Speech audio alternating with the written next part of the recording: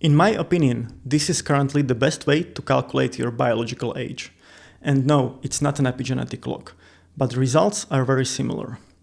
And unlike methylation test, you can compute it for free from your blood work you may already have. It even outperforms PhenoAge, making it the leading blood-based model available right now. In this video, I will show you how to calculate your biological age, why these biomarkers are important, what the results mean, and how to improve your biological age. I built this calculator with help from one of the study authors, so you can be confident in the results. Hi, my name is Zsolt, and I specialize in building blood interpretation tools used by longevity clinics. My personal mission is to extend human lifespan by collectively adding 1 million years to people's lives. That's why I make tools like this completely free, no email or sign up required. Okay, let's get started.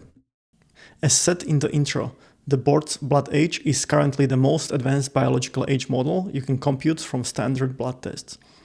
It was trained on the UK Biobank dataset with more than 300,000 participants.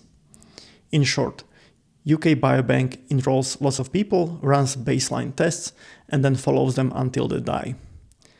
And Dr. Joshi and his colleagues use this data to train a machine learning model to see how the combination of blood markers relate to lifespan. And out of 60 circulating biomarkers available in the UK Biobank database, the model identified these as the most important. This does not mean that markers below the line, like LDL and HDL, are not important. It just means that if we have all these markers that are above the line, now these markers below the line do not provide significant additional information. Okay, so we know how the model was built and which biomarkers are important. Now let's look at their impact. The biomarkers with orange color indicate that higher levels increase mortality hazard. On the other hand, biomarkers with blue color indicate that higher levels reduce mortality hazard. This means that having a high cystatin C level is bad, but at the same time, having an elevated creatinine is good. I can already imagine the look at the faces of medical professionals, wondering, in what universe would higher creatinine, ALT, and cholesterol ever be good? Let me explain. This only holds true when all the other values are present.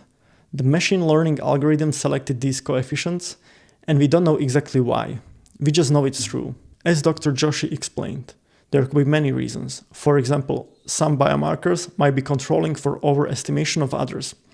If they were to remove cystatin C, suddenly higher creatinine would no longer be better. That's why Dr. Joshi said, don't speculate why higher or lower values are preferred by the algorithm. Let's just do that. Let's speculate and investigate. If you're not interested and just want to learn how to use the calculator, skip ahead a few minutes in the video chapters. Let's start with creatinine. The first graph shows creatinine plotted against age. As people get older, kidney function declines and creatinine levels goes up. So these values suggest normal aging, while very high values indicate disease state. Also, if we look at creatinine plotted against body fat percentage, we can clearly see that very lean individuals have elevated creatinine, even when their kidneys are entirely healthy. The model picked another kidney marker called cystatin C, which is considered a better kidney marker, and gave it a larger impact. The key distinction between the two is that while creatinine is influenced by the muscle mass, cystatin C is not. So the model probably overshoots cystatin C and then subtract the creatinine, which captures both kidney health and muscle mass. But without cystatin C, we couldn't tell the difference. It looks like a very similar thing is happening with the preference for higher ALT. ALT is a routine liver marker, and if you look at my liver function interpreter, you can see that low values are associated with low muscle mass and certain nutritional deficiencies. The model already captures liver injury with other markers like GGT, ALP, and albumin. So by subtracting ALT, it's selecting for people with healthy livers who are exercising and have a good nutritional status. The cholesterol story is also interesting but a bit more complex, so I will just skim the surface here. The model selected above average total cholesterol as better. Also selected higher ApoA1 as better. ApoA1 is essentially a modern proxy marker for HDL, aka good cholesterol. So based on this model, at the population level, low total cholesterol is not great.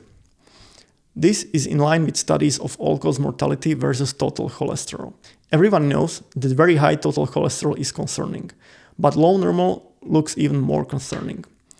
That's more true with age, and it can't be fully explained by reverse causality.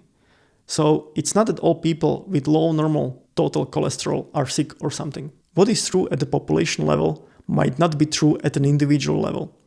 Let's say you are far from an average person. You are vegan and you eat 100 grams of fiber a day. Your total cholesterol is most likely low. In this case, low total cholesterol might actually be very good. My friend from a YouTube channel, Conquer Aging or Die Trying, made a video that explains which combination of biomarkers makes low total cholesterol better. So watch it if you want to know more. If this cholesterol part is confusing, the takeaway is that the total cholesterol can't be really interpreted in isolation at the individual level. This is why the famous longevity doctor Peter Attia likes to joke that the total cholesterol is barely more relevant to your cardiovascular risk than the color of your eyes. On the other hand, high LDL cholesterol is clearly harmful. The model reaches that conclusion too, but in extra steps.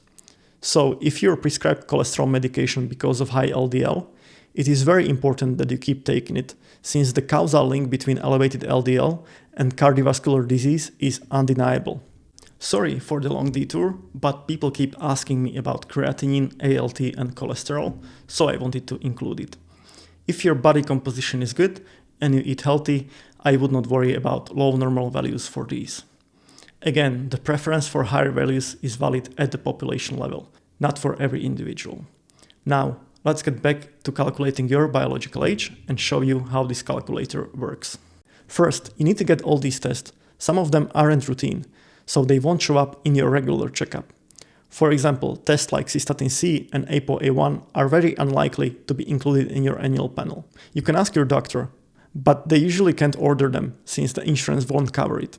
Once you have your results, just enter them here in any unit. I will load some sample data to show you how it works.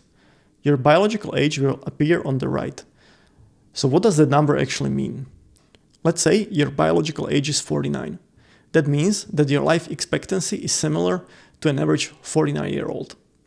I also show relative value in percentage, since being 10 years younger at age 35 is very likely different from being 10 years younger at age 65. The model was trained on people aged 38 to 73, so it works best in that range. If you are older, it might overshoot your biological age. The oldest person I tested it on was 95 years old man, and the model predicted age 104. But at the time, he was also on multiple antibiotics. The calculator also has a unique feature. It shows you where you have the biggest opportunities for improvement. For example, this person could further improve his biological age by almost 17 years.